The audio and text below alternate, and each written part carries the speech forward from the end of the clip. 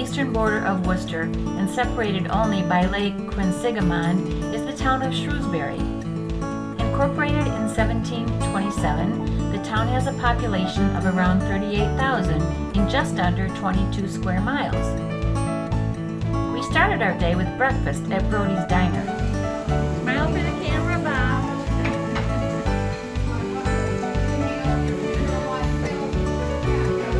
The walls are lined with sports memorabilia, diner art, and photos of a famous customer, Jerry Seinfeld.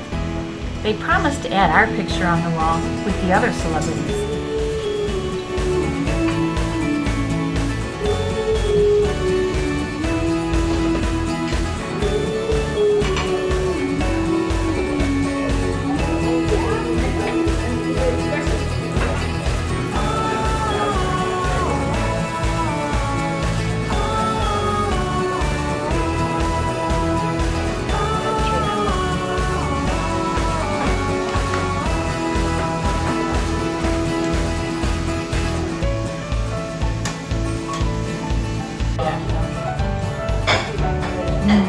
How is your Western omelet?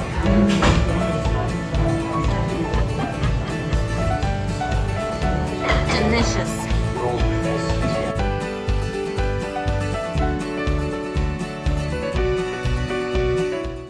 Hey, we're going into the Old Mill Pond with Brian. Yes. To look at the 40-foot island.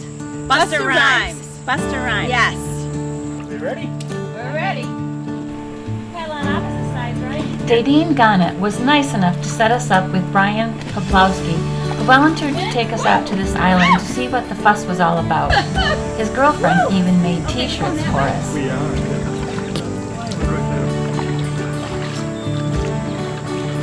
You've done this before.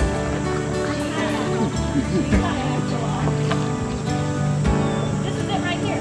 Yes. Oh, goodness. It's bigger than I thought, actually. Really? Yeah. Debbie, do you have Have fun! Woo!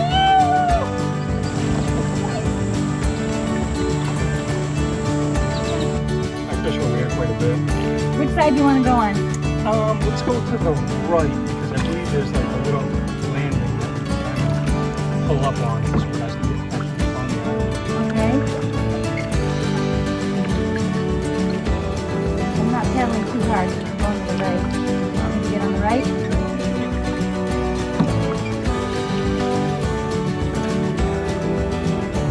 Wow. Look at it. Got a rock?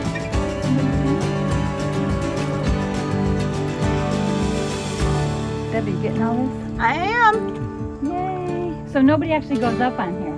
Not too often, no. So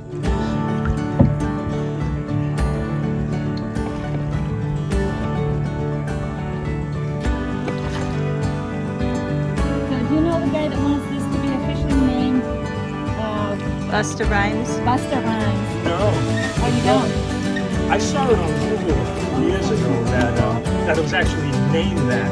So I saw it on there. I'm like, oh my god, it's actually Busta Rhymes here. Wow. I saw it on the Google Maps. Somebody has been ropes to me anyway. Yeah, that's it. Last time I was here. Okay. It looks like there's a path there, so people do go up there. Oh, look at that. Busta Rhymes.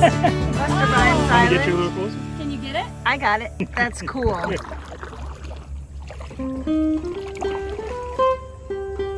That's not a big pond. No, not too big. Now, what's the name of that island? This one over there. Yeah. So people fish here and that's about it, huh? Pretty much, yeah. There it is, Busta Rhymes Island. And he's never been here, right?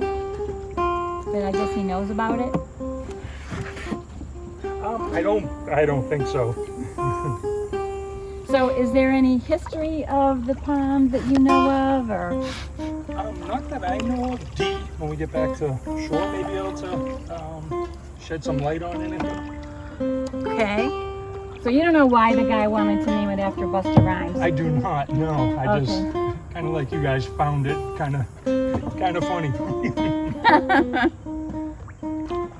Row, row, row your boat gently down the stream. Row, Merrily, row, merrily, row your boat merrily, life gently is down but the a stream. dream. Row, row, row your boat gently down the stream. Merrily, merrily, Row, is but a row, row your boat gently down the row your stream. boat. Merrily, merrily, merrily, life is but a dream. It wasn't really worth it, was it? Yeah, it was. We're lengthening our trip. Here we come, here we come. All right. Hello, landlubbers. Hello, ladies. Ahoy, mates. You were in very good company. Yeah.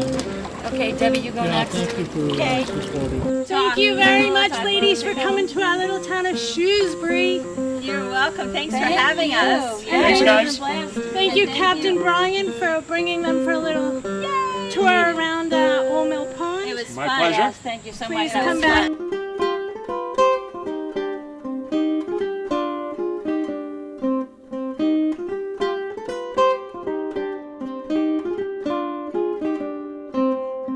Hi everybody, we're here today with Paul Smith from Hebert Candy Mansion.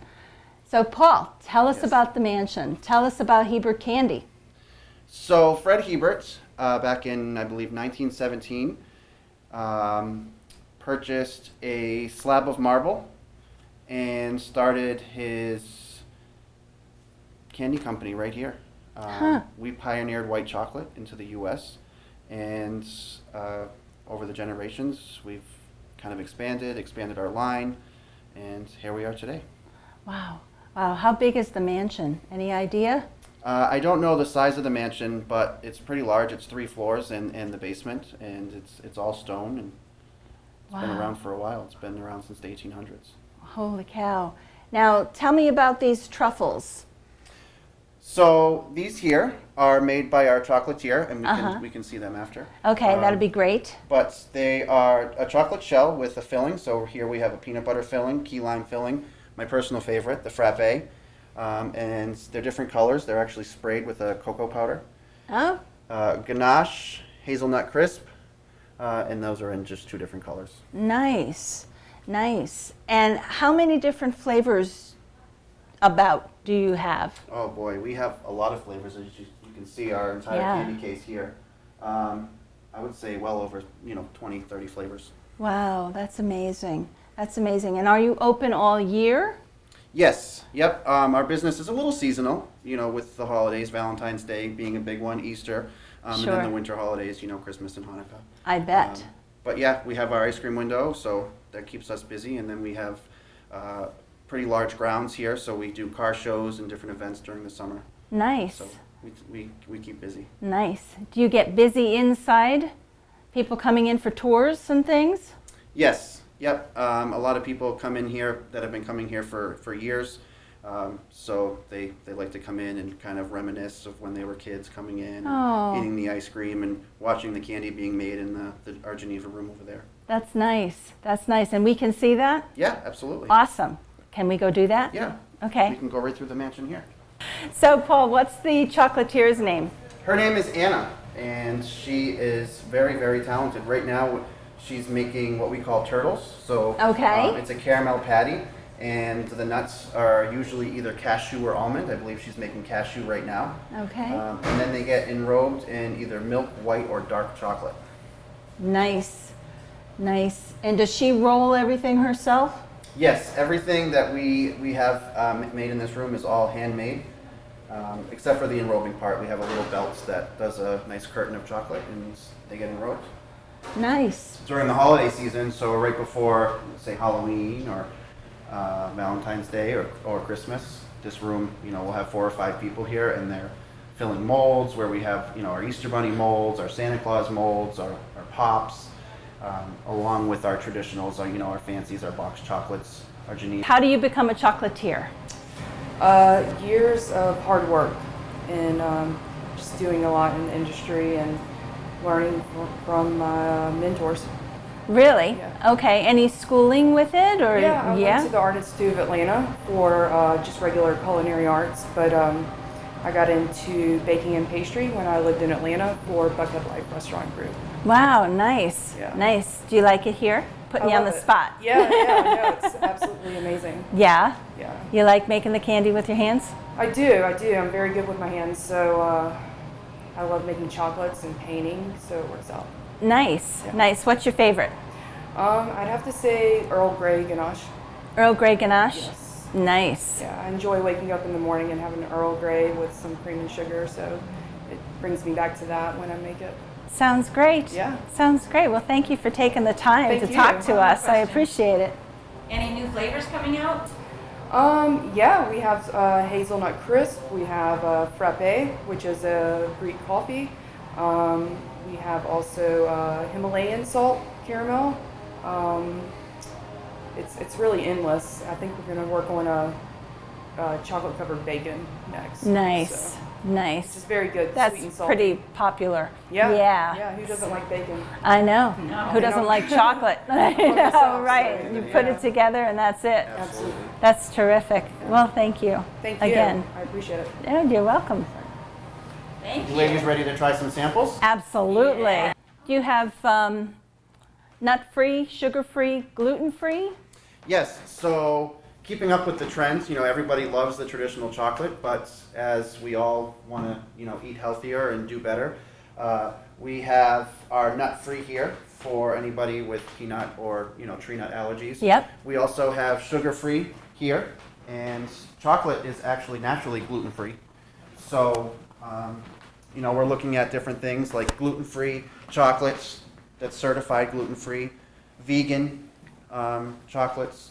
So, our chocolatier is constantly making new recipes and keeping up with trends, along with keeping all the classics, of course. Sure. Yeah. And you get to be on our show. This, when we do launch a new flavor, we kind of go a little bit more artistic, Uh-huh. and then the color that's a little bit easier to kind of mass produce. That is beautiful. It is beautiful. Yeah, Anne is very, very talented with the colors that she uses of the cocoa That's powders and neat. the cocoa butters. So, Nice. let's try some samples. We have to try the frappe first because it's my favorite. Okay. No, I don't like coffee. Oh, you don't like coffee? That's right. No. So you're gonna get key lime. Yes, I am. Okay. I'm That's not a my fan, but favorite. this is I would say a fan favorite of ours. Okay. And these are the newer flavors that Anna has introduced. And then I'll show you what my favorite classic is, and it's the sea salt caramel enrobed in milk chocolate. Got a really soft center and a crunchy outside. Really. When you get that snap, and Anna has really mastered that, and that's what that nice, when you bite into it, you get that snap of chocolate with the very soft filling. Really good. All right. So who wants to try my favorite classic, the milk sea salt caramel? Me. Definitely Debbie. All right. Thank you. Those have been described as dangerously good. But I always say sampling is different than eating. Really? Yeah. And then, what would you like to try? Dangerously good. Chocolate covered potato chip? Yeah, that sounds good. Salty and sweet? Absolutely. Thank you. It's this milk chocolate. It is milk chocolate. And then here is a little crafty one here. So this is a white chocolate seashell dipped in a confection crumble, and the pearl is an almond. I can open it up. Wow. Oh. Isn't that interesting? What is that again? It's white chocolate dipped in a confection and has an almond as the pearl. It's very, very good. Get high on chocolate today. I like that potato chip. Yeah, it's good. Only way to eat potato chips as far as I'm concerned. Dipped in chocolate. That's right. Mm-hmm. Mm-hmm. Good? Mm-hmm. I understand perfectly. Mm-hmm. That's the scary part. Mm-hmm. Another thing that Hebert is famous for and is highly sought after are our chocolate Genevas. So they're just a little square of chocolate, and they come in white chocolate, milk chocolate, and dark chocolate. And then you can either have them plain or with an almond inside. Uh-huh. So you can see here, we have one on display. Nice. They're just little squares of chocolate, and you can get them in half-pound or 1-pound boxes. Nice. And then we have our cream collection here. So whether it's for a loved one or what we call a turtle, some people call a bear claw, you know, our white chocolate peanut butter cups, the sea salt caramel that we just tried, raspberry, I believe there's a lemon in there. Nice. Acorns. I really appreciate it. Yeah, absolutely. Glad having you. Absolutely. So we want to thank Paul for having us in here today and taking us through and giving us delicious samples of the candies and taking the time to be with us. So thank you. You're welcome. Thank It was you. a pleasure. Many people recommended that we go to Napoli's for lunch, so off we went. Owner Rod Haddad gave us some background on his restaurant and fed us very well. I bought it in July of '02. So we're coming up. It's been, you know, it's been a blessing. The town of Shrewsbury has been, it's been the greatest place I've ever worked. The best job I've ever had. Really. Food is excellent. They've been so courteous to us. Best people. Best town. All the whiz that comes with it, comes on the bridge too. Wonderful, wonderful place to live. I wouldn't want to go anywhere else. We're part of the fabric community here. It's just cool. Are you a chef too? I cook every day. I open the doors every day. I come in the morning and I work the line. I'm happy at that. So That's great. I enjoy it. I like what I do. When you like what you do, it's never work. That's So right. enjoy what you do every day. You'll never work a day in your life. That's right. Well, it's my grandfather, second World War Marine Corps truck. That's my grandfather right there. At one point, he was in Nicaragua when a conflict that I never hear about. But he took a lot of these, a lot of stuff, some people that gave us things. And the food lived up to its great reputation. Hi, we're here at the Shrewsbury Library with Priya Ratnam, and she's the executive director of the library. Thank you for meeting with us today. Thank you very much. And so, can you tell us a little bit about the history of Shrewsbury? Sure, it's my pleasure. I love this town. The town of Shrewsbury was incorporated as a town on December 15th, 1727. 10 years before that, a group of 31 people, known as proprietors, petitioned the General Court to set aside a tract of land for a new township, and the grants were awarded with the understanding that at least 40 families and an Orthodox minister be settled in the town within 3 years. And that's how the town of Shrewsbury was incorporated in 1727. Okay, that's really early on. Yes, it is. What is the town of Shrewsbury known for through history? Was it commercial? Was it farming community? It was a farming community in the 1700s. Industries started coming up in the 1800s, and a famous citizen of Shrewsbury was General Artemus Ward. Oh, so the Artemus Ward House. The Artemus Ward House is down Main Street, and he was the first commander-in-chief of the Revolutionary Army. Oh, the whole army? I think so. Wow, okay. Yes, and one of his descendants, another Artemus Ward, donated money for an annex to be built to our original library, and this annex was built in 1923. So the library has connections with the Ward family too. Okay, so when was the earliest part of the library built? The earliest part of the library was built in 1903. Okay. And the original structure is still there facing Main Street. You might have seen when you drove by. Mm-hmm. And this part of the building is the original building that was built in 1903. And that was built with funds donated by Jubal Howe, who was a silversmith and a watchmaker and a citizen of Shrewsbury, and he donated funds to start this library, and this building was built at that time. And then later, the annex was built in 1923, and then there was another renovation in 1978, and the most recent one was in 2016. We expanded and renovated this library, but the original structure is still there, and we're very proud of that. We are sitting in the original part of the building. Oh, it's restored or maintained beautifully. Yes. It really is. Yes. Yeah, the architects did a great job preserving the history of the town, preserving the history of the building, and making it a modern space. Mm-hmm. The Boston Post Road goes through here. Yes. That's Route 20, I think, right? Yes. Yeah, and this main street leads to Route 20.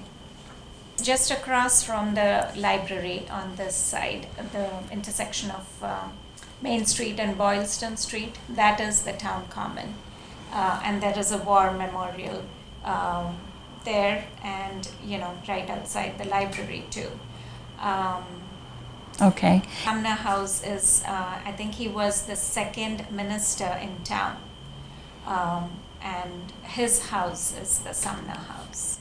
Okay, and that's where the Historical Society is? Yes. Okay. It seems like a lot of these towns were formed because people wanted their own church to go to where they didn't have to go too far. Sure. To I think, go. yes, as I just mentioned about the proprietors, and the conditions were that they should have a minister. So yes, definitely, I think the original, the Congregational Church was built right where it is now, the current location of the church. So you have a nice book here that looks like the history of Shrewsbury. Yes, it's a local historian who's written this book, and he is our our go-to resource. Okay. We want to find out more about Shrewsbury's history. Aha, okay, great. So anything else you think that you want to point out about the history of Shrewsbury that we should know? It was part of another town, the neighboring town of Marlborough and Westborough, and all of those were, it was one town, and then Shrewsbury was created as an individual town, and then the other towns. All split off. Yes. Yeah, exactly. Now today, where do most people that live in Shrewsbury, do they work in town? Do they work out of town? Do they work in Worcester? Is it kind of a bedroom community for Worcester? It is, you're absolutely right. It is a bedroom town for Worcester. And as you know, there's the medical school and a medical college, the UMass Hospital, and other industries. There's also the 495 belt, and many people work there as computer professionals, IT professionals, etc. And it seems like there's also a lot of retail business in Shrewsbury along Route 9 especially. Right, a lot of car dealerships and quite a few businesses. Everything you can think of. Yes, yes. Yeah. So that makes it easy for people maybe from other towns in the area to come to Shrewsbury to shop. Right. There was a very famous shopping complex by the name of Spags. You're probably familiar with that. And people speak very fondly of Spags. It's, of course, now a modern plaza, but they still have the memorial to Spags. That family, the Bagadi family, also contributed a lot to the library. People are here, our residents are very proud of Shrewsbury's history, but it's also a modern contemporary town, very diverse now. It's grown over the years, and there's a great blend of history and contemporary beauty. Excellent. Well, I can tell you the people here are really nice. We really enjoyed our day here. Thank you very much for talking to us today and telling us about the lovely history of Shrewsbury. Thank you very much. It's been my pleasure. Thank you. After meeting with Priya, we took some time to explore the fun children's garden and courtyard.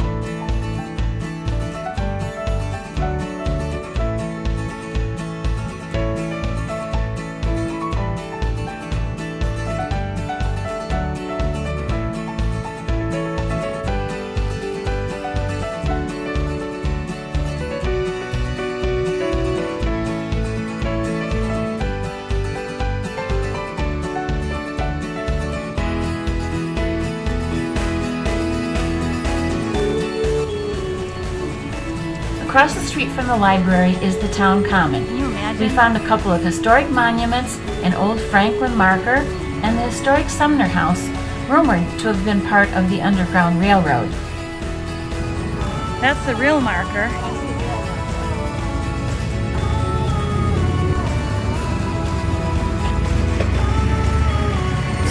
Yeah. That's what they said.